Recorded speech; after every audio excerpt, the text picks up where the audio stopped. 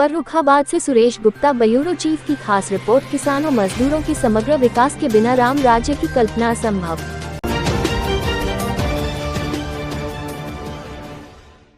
नरोत्तम सिंह, देश के विभिन्न गांव में निवास करने वाले 70% आबादी किसानों मजदूरों की है।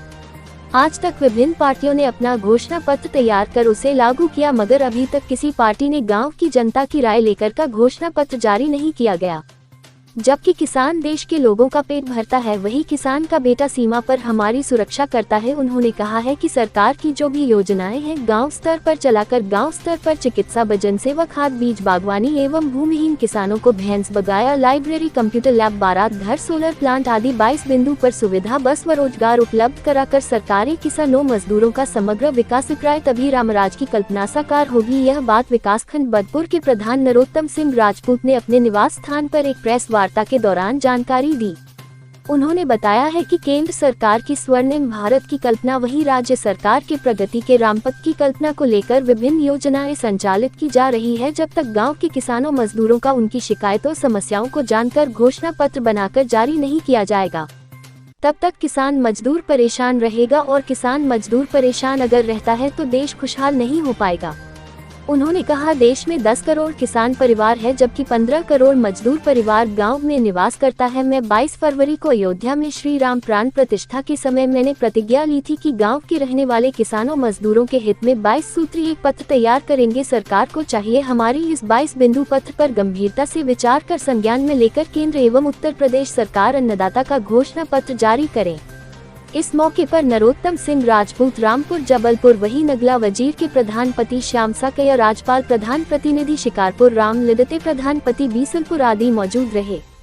प्रधान जी, आज जो आपने एक प्रेस वार्ता रखी, ये किन किन बिंदुओं को लेकर है, इसका एजेंडा क्या है?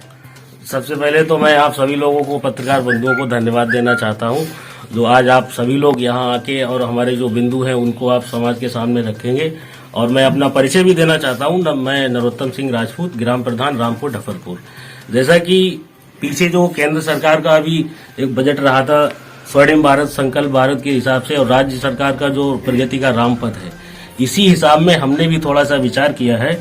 जो गांव की सरकार है तो यहाँ हमने रामराज की कल्पना की है, जिसमें लगभग हमारे 22 बिंदु हैं, और उन 22 बिंदु को पूरा करने के लिए प्रति ग्राम पंचायत अगर हम लोग खर्चे की बात करें तो 3 या 4 करोड़ रुपए में वो सारी चीजें संभव है। तो प्रदेश की पूरी अगर हम बात करते हैं तो हमारे प्रदेश में लगभग 58,000 ग्राम पंचायतें हैं, और देश की अगर हम लोग बात करें तो 2,55,780 करीब ग्राम पंचायतें हैं, और इनमें लगभग 70% देश की आबादी, जो 10 करोड़ किसान परिवार हैं और 15 करोड़ करीब मजदूर परिवार हैं, टोटल मिला के 100 करोड़ से ऊपर की जो आबादी रहती है, वो लगभग सब ग्राम पंचायतों में ही है। और अन्नदाता किसान की अगर हम बात करें तो टोटल ग्राम पंचायतों में ही है। तो इन्हीं सब के लिए एक मुखिया होने के नाते पूरी ग्राम पंचायत को समग्र विकास की तरफ कैसे लाया जाए, ग्राम पंचायत में अपने रोजगार के अवसर कैसे पैदा किए जाए, तो इन्हीं सारी चीजों को देखते हुए मैंने जो 22 बिंदु की जो 2 कल्पनाएं, उनमें पहले जो 22 बिंदु हैं वो हम आप लोगों के सामने रखना चाहते हैं।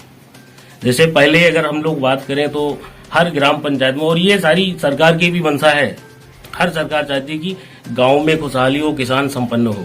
तो सीसीटीवी कैमरा की हम बात करते हैं सबसे पहले बिंदु पे, अगर हर मुख्य तिराहे चौराहे पे लगा दिए जाएं, अगर हर ग्राम पंचायत में ऐसा कर लिया जाएगा तो लगभग हमारे हिसाब से 70 से 80% क्राइम कम हो जाएगा। ये वृद्धाश्रम है, गांव के जो भूमिहीन लोग हैं, जिनके पास अपना साधन नहीं है, जिनके बच्चे उनको सहारा नहीं देते हैं, तो हर ग्राम पंचायत में अगर छोटा सा एक वृद्धाश्रम खोल दिया जाएगा 50-60 वर्ष के लोगों के लिए, तो मेरे हिसाब से वो उनके लिए एक वरदान, एक बुढ़ापे का जो सहारा है वो साबित होगा। इसी क्रम में हमारा तीसरा जो है, यहाँ पर अगला जो बिंदु है वो तीसरा रहेगा, फसल रक्षा इकाई। सरकार किसानों को सारी सुविधाएं देना चाहती है, लेकिन वो सारी सुविधाएं ग्राम पंचायत तक नहीं पहुंच पाती हैं किसी कारणवश। अगर तो इन सारी चीजों को ग्राम पंचायतों में लागू कर दिया जाए हर पॉइंट को, तो मेरे हिसाब से देश में जो जितने भी किसान भाई हैं, जैसे फसल रक्षा इकाई हर ग्राम पंचायत में होगी, तो खाद है, बीज है, डीजल है, दवा है, इन सारी चीजों का हम लोग सुविधाएं दे सकते हैं किसानों को ग्राम पंचायत में ही। क्योंकि किसान चाहे तो आप ग्राम पंचायत कह सकते हैं या किसान पंचायत कह सकते हैं।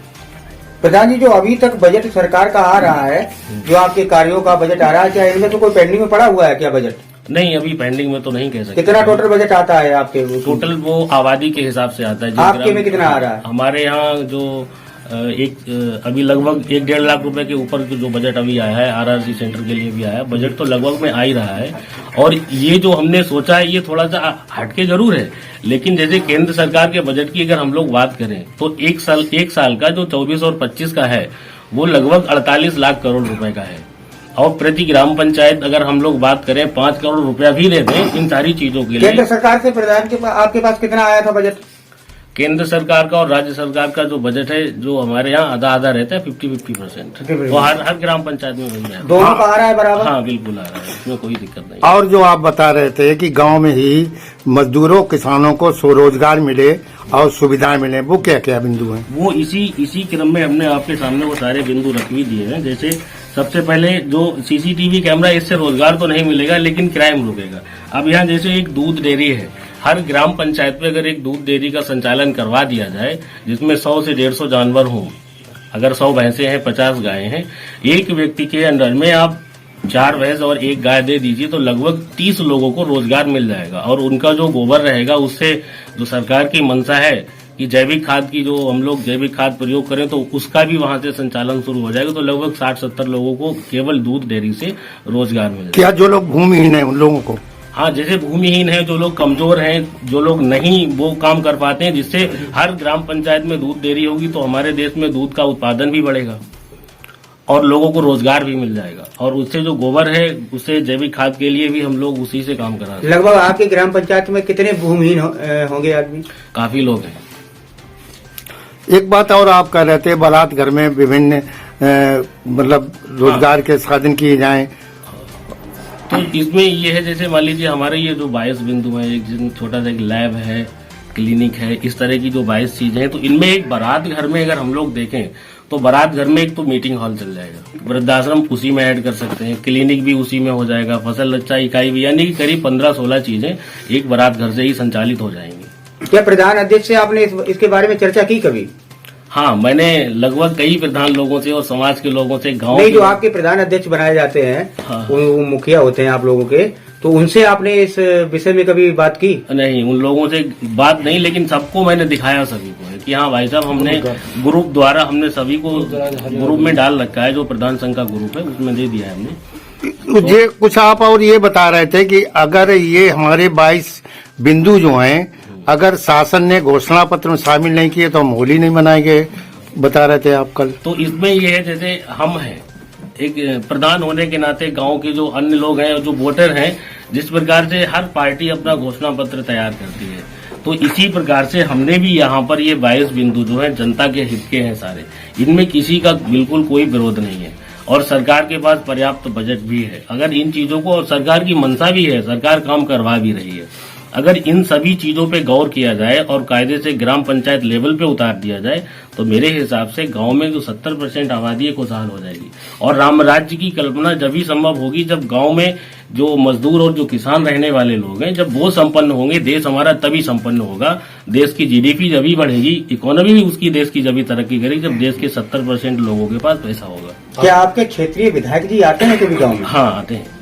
तो इस चर्चा को आपने कभी उनसे कहा? नहीं, अभी किसी से नहीं, ये आप लोगों के सामने हमने बिंदु रखे हैं ताकि ये सारी चीजों पे लोग अमल करें। आपके उसमें ग्राम पंचायत में क्या कार्य होते हैं? हाँ, विधायक निधि से हमें 200 मीटर की विधायक जी ने सड़क दी है और तमाम लाइटें भी लगी हैं हमारे यहाँ, सभी लोग आते हैं। बाढ़ के टाइम पे भी विधायक जी काफी बार। ये जो 22 बिंदु का आपका एक है, क्या ज्ञापन आपको शासन को भेजेंगे किसी को? ये केवल मेरी एक मंशा है, हमारे अपने विचार हैं कि अगर ये कर दिया जाए तो वास्तव में गांव सभा में, देश में एक राम राज्य की हम कल्पना कर सकते हैं। तो हम ये चाहते हैं कि ये बिंदु अन्यथा ना लेकर हर व्यक्ति को सोचना चाहिए वास्तव में ये ग्राम पंचायत में गांव के किसानों के हित के हैं, अन्नदाता के हित के हैं। अभी इसमें कोई विरोध किसी का नहीं है। दवाइयों के बारे में बता रहे थे। हाँ, उसमें ये जैसे बारात घर है उसमें अगर हम क्लिनिक को भी ऐड कर देते हैं तो जो गांव में हमारी आशा बहुएं काम करती हैं और वो लोग जो नहीं जा पाते हैं इधर उधर, तो उन लोगों को आशा या मान लीजिए और कोई वार्ड बॉय वगैरह चयन करते उसके माध्यम से हम लोग वो सुविधाएं उनको दे सकते हैं। एक जो आपने कहा था कि फलदार वृक्ष लगाए जाएं तो उससे भी गांव में विकास होगा, लोगों को रोजगार मिलेगा। हाँ, इसमें 2 बिंदु हैं। जैसे सरकार हर साल तमाम पौधे आते हैं हमारे यहाँ, हम एक ग्राम प्रधान होने के नाते हम ये बताना चाहते हैं कि अमृत बाग के हिसाब से जैसे गांव में कहीं पर जगह तमाम होती है, हर जगह एक जगह अमृत बाग के रूप में जैसे उसमें आम है, अमरूद है, कटहल, जो हम लोगों के जीवन से जुड़ी चीजें वो लगा दी जाए और उसमें फूल भी लगा दिए जाएं और एक बाग समिति बना के 10 लोगों के अंडर में कर दिया जाए, 20 लोगों के अंडर में कर दिया जाए, तो वो जब वो आगे बढ़ा होगा उसमें जो फल आएंगे तो उससे कुछ न कुछ लाभ होगा और धन की भी जो धन संचय भी उससे हो जाएगा। और दूसरी बात ये, जब गांव में डेयरी होगी, गांव में फल होंगे, फूल होंगे, सारी चीजें होंगी, तो हम लोग गांव में अगर हर सप्ताह एक दिन हवन करें तो पूरे देश में हर ग्राम पंचायत में हवन होगा एक सप्ताह में एक दिन, तो पॉल्यूशन भी कम होगा। और जब हर जगह बाग होंगे, फल होंगे, तो वास्तव में रामराज की कल्पना जो हमने की है वो लगता है हमें संपन्न होगी। आप गायों के बारे में कुछ बता रहे थे कि भूखी मर जाती हैं। नहीं, ऐसी वो अभी इन चीजों पे नहीं।